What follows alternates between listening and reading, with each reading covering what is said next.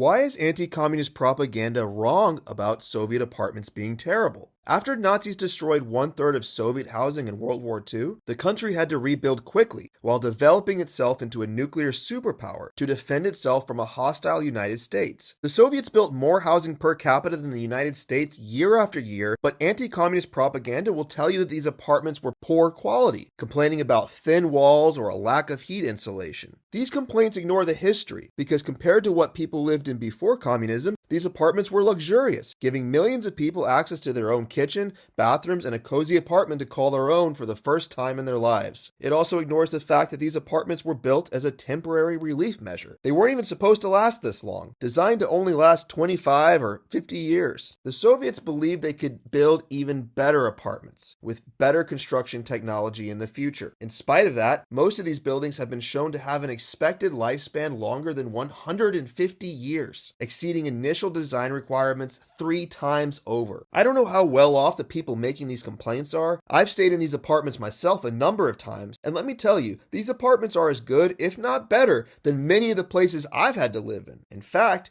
I was born in 1992, and when I was growing up in my home state, 1 in 5 South Carolinians lived in mobile homes, which I would consider worse than any Soviet apartment. I know many people who would appreciate living in these apartments. I'm sure you probably do too.